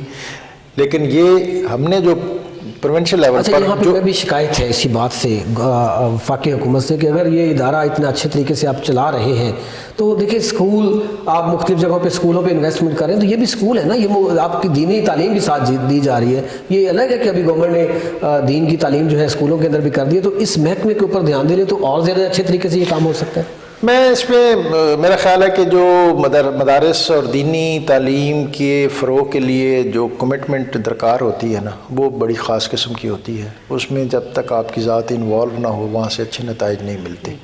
تو الحمدللہ ہم نے، آپ سمجھتے نہیں ہیں کہ یہ ہر ڈسٹرکٹ میں اس طرح کا ادارہ بنانے کی ضرورت ہے؟ یہ اب ایک بہت لمبی بات ہے. میں تو سمجھتا ہوں، دیکھیں اس خطے کے اندر جو مدرسہ ایجوکیشن ہے یہ 1000 سال سے پرائیویٹ سیکٹر میں ہے. گورنمنٹ کی خواہش ہوتی ہے کہ وہ بھی اس میں سٹیک ہولڈر بنے، لیکن اس کے لیے جس نوعیت کی وابستگی اور کمٹمنٹ درکار ہوتی ہے وہ بدقسمتی سے نہیں ہو پاتی. اگر ایسا ہو تو میں سمجھتا ہوں کہ جو چیلنجز ہیں مدرسہ ایجوکیشن کے حوالے سے یا گورنمنٹ کے مختلف اہداف ہیں جن کو پورا کرنے میں دقت ہوتی ہے. گورنمنٹ سے میں یہاں مراد گورنمنٹ سے میں یہاں مراد کوئی پارٹی پالیٹکس نہیں لے رہا، میں ریاست لے رہا ہوں. ریاست جو ہے اس کی سالیڈیریٹی، اس کی سالمیت، ملک کی استحکام اور یکجہتی اور پھر لیڈرشپ، اس کے لیے مدرسہ ایجوکیشن کا اس میں ریفارمز جو ہیں اور گورنمنٹ کی اور ریاست کی اور اسٹیٹ کی اونرشپ جو ہے یہ بہت زیادہ ضروری ہے. دیکھیں ادارہ کوئی بھی ہوتا ہے وہ کسی پارٹی کی ملکیت نہیں ہوتا، وہ ریاست کی ملکیت ہوتا ہے. تو یہ آپ بات ٹھیک کر رہے ہیں کہ کسی ایک پارٹی کی بات نہیں کر رہے. اگر ایسا ہو جائے جو آپ کہہ رہے ہیں کہ پرائیویٹ سیکٹر بھی گورنمنٹ سیکٹر میں آ جائے، تو یہ جو ہم ڈسکس کر رہے ہیں اخلاقیات کی، فرقہ واریت کی، بہت ساری چیزیں خود بخود آٹومیٹک جب گورنمنٹ میں آتا ہے تو گورنمنٹ تو اس چیز کی اجازت نہیں دیتی کہ اس طرح کی افراتفری پھیلائیں اور اس طرح کی گفتگو. اس سے بہت بہتر نتائج ہو سکتے ہیں. بالکل. وقت جتنی میں بات کرتا جاؤں اولیاء اللہ کے اوپر، اس محکمے کے اوپر، ہمارے صوفیہ کرام کے اوپر جس طرح دین پھیلایا تو یہ لمبی ہوتی جائے گی. میں ایک میسیج لوں گا. ایک آپ کا یہ آخری سوال ہے میرا کہ کیا اس محکمے کے اندر جس طرح آپ نے فارمز کی اس میں بہتری کی گنجائش ہے؟ اب بہتر کرنے کے لیے کیا 1-2 چیزیں آپ کرنے جا رہے ہیں کہ مزید اس کو ادارے کو بہتر بنایا جائے؟ اس میں جیسا آپ نے بھی اپنی گفتگو میں ذکر کیا، اس میں بطور خاص ہم اپنے جو وسائل ہیں، مالی وسائل، ان کو انہانس کرنے کی طرف بہت توجہ ہیں. کیونکہ ظاہر ہے معاش جو ہے وہ کسی ملک یا ادارے کی ریڑھ کی ہڈی ہوتا ہے. جیسے ہی ہماری اقتصادی اور معاشی دائرہ کار اس میں وہ ستائے گی، ہمارے جو پروجیکٹ ہیں وہ بھی بہتر ہوں گے. اس کے ساتھ مساجد اور مزارات، اس پر جو زائرین کے لیے سہولیات اور بالخصوص لنگر، اس کو ایک معیاری اس کی لمٹ طے کرتے ہوئے اس کی فراہمی اور فراوانی جو ہے اس کو ہم انشور کر رہے ہیں. شفافیت، چیزیں ٹرانسپیرنٹ ہوں، یہ ہماری جو پالیسی ہے موجودہ، اس میں ہم نے اس پر بہت زیادہ فوکس کام کر رہے ہیں. اس پر ہم کام کر رہے ہیں اور ہم کوشش کر رہے ہیں کہ ہماری جتنی لیزز ہوں، ہماری جتنی کیش بکسز یہ اوپن ہوں تو یہ بالکل شفاف ہوں، اور اس میں جو تھرڈ پارٹی وہ ایک ایسی موجود ہو جس کی موجودگی میں کہیں کوئی پلفریج وغیرہ اس کا امکان نہ. دیکھیں یہ ہمارے جتنی مقدس مقامات ہیں، جتنی ہماری درگاہیں ہیں، جتنی زیارتیں ہیں، ہم جاتے ہیں اسکول کے لیے، ہم اولیاء اللہ کو پڑھنے جاتے ہیں، وہاں پہ دعا کرنے جاتے ہیں اور وہاں سننے جاتے ہیں کہ ہمارے اس اللہ کے ولی نے، صوفی نے کیا کام کیا، اس دھرتی پہ کیا کام کیا، دین کس طریقے سے آیا. تو آپ وہاں پہ جو جانے والے زائرین ہیں اور وہاں پہ جو ایڈمنسٹریٹر ہیں جو وہاں پہ ان کو مینیج کر رہا ہے، مینیجر ہے، ان دونوں کے لیے کیا پیغام دینا چاہیں؟ میں ان کے لیے یہ کہ جب ہم کوئی زائر کسی بزرگ ہستی کی بارگاہ میں سلام کے لیے جاتا ہے تو وہاں ایک تو اپنا سلام پیش کرے، اور ہمارے ہاں جو بزرگوں کا طریقہ ہے وہ یہی ہے، وہاں جا کے ہم فاتحہ پڑھتے ہیں. فاتحہ سے مطلب یہ ہے کہ سورہ اخلاص پڑھتے ہیں. جب ہم سورہ اخلاص پڑھتے ہیں تو اللہ تعالیٰ کی وحدانیت کا اعلان کرتے ہیں. جب اللہ کی وحدانیت کا اعلان کرتے ہیں تو شرک اور بدعت نام کی چیزیں ختم ہو جاتی ہیں. صوفیہ جو ہیں یہ اس خطے میں اسلام کی تبلیغ، اللہ تعالیٰ کی وحدانیت اور نبی صلی اللہ علیہ وسلم کی رسالت، اس پیغام کو لے کر آئے تھے. صوفی کے مزاج سے کمٹمنٹ کا ایک تقاضا یہ بھی ہے کہ ان کی تعلیمات، اس سے آگاہی حاصل کی جائے اور پھر اس کو اپنی عملی زندگی میں شامل کیا جائے اور پھر اس کو دوسروں تک پہنچایا جائے. بہت شکریہ ڈائریکٹر جنرل اوقاف پنجاب محترم جناب ڈاکٹر سید طاہر رضا بخاری صاحب، آپ گفتگو فرما رہے تھے. ناظرین، یہ بات ٹھیک ہے کہ ہمارے یہاں پہ دین کو جو پھیلایا، اس کو وسیع کیا اس دھرتی پہ، وہ بالکل صوفیہ اکرام اور اولیاء اللہ کی وساطت سے آیا. انہوں نے بتایا ہمیں کہ نبی کریم صلی اللہ علیہ وسلم کی زندگی کس طریقے سے انہوں نے گزاری، ان کی سیرت کیا ہے، صحابہ اکرام کا کیا درس ہے، اللہ کا قرآن کیا کہتا ہے. یہاں پہ تعلیم ان کی وساطت سے آئی. تو ہمیں بھی چاہیے جب درگاہوں پہ جائیں، ایک تو ان کے بارے میں غلط نہیں کہنا چاہیے کیونکہ انہوں نے دین پھیلایا. ان کی زندگی کو تو پڑھے، انہوں نے کیا کام کیا. یہ ہر چیز ہے کہ ہم مختلف جگہوں پہ یہاں پہ کبھی کسی اللہ کے ولی نے یہ نہیں کہا کہ یہاں پہ ناچ گانا کہے، کبھی کسی اللہ کے ولی نے صوفیہ نے یہ نہیں کہا یہاں پہ ڈھول، وہ اپنی مرضی سے بجاتا ہے. کوئی تو دیکھیں اس میں اللہ کے ولی نے نہیں کہا، ان کی کتابیں پڑھی. داتا گنج بخش حجویری رحمۃ اللہ علیہ کی، میاں میر رحمۃ اللہ علیہ کی، اس طرح بہت سارے پاک پتن شریف میں آپ کراچی میں دیکھ لیں جتنے اولیاء اللہ ان کی کتابیں پڑھیں تو آپ کو سمجھ آئے گی کہ انہوں نے قرآن اور حدیث اور نبی کریم صلی اللہ علیہ وسلم کی سیرت کے اوپر لکھا. انہوں نے کہا دین ہے کیا، اور ہم تک برِ صغیر کے اندر جتنا یہ پھیلایا دین، یہ بالکل صوفیہ اور ہمارے اولیاء اللہ نے پھیلایا. تو ہمیں ان کی قدر کرنی چاہیے اور زائرین جو ہے ان کو محکمہ کے ساتھ تعاون کرنا چاہیے وہاں پہ. اور محکمہ جس طرح کہا کہ محکمے کا انکم جو ہے، سورس آف انکم، یہی ہماری جو اس کی پراپرٹی ہے وہ ہے ہمارے مقدس مقامات ہیں جہاں پہ یہ جاتے ہیں اور وہاں پہ جو کرتے ہیں ساری چیزیں وہ ہیں. تو یہاں پہ جنہوں نے قابضین ہیں جو اس جگہ پہ، تو میرے خیال ان کو بھی خود بخود ہی اس پہ خیال آنا چاہیے. سخت الفاظ میں نہیں بولتا کیونکہ ہمارا آج بڑا اچھا پروگرام ہے. ان کو خود خیال کرنا چاہیے کہ یہ پراپرٹی کن کی ہے، یہ وقف جو کی ہوئی پراپرٹی ہے، اس کی پیمنٹ، اس کے پیسے، اس کا جو معیشت یہاں سے درکار ہوتی ہے وہ کہاں پہ جاتی ہے. تو یہ میرے خیال میں خیال کرنے کی ضرورت ہے. محکمے کے ساتھ آپ شانہ بشانہ چلیں تو انشاءاللہ تعالیٰ جس طریقے سے وہ ہاسپٹل چلا رہے ہیں، ادارے چلا رہے ہیں، اور جس طریقے سے فرقہ واریت کی ہوا جو پھیل گئی تھی اس کو کنٹرول کر رہے ہیں، تو اس میں ان کے ساتھ محض تعاون کی ضرورت ہے. اس کے ساتھ ہی آج تک کے پروگرام شکایت سے اپنے میزبان اجاز ڈوگر کو دیجیے اجازت. اللہ حافظ.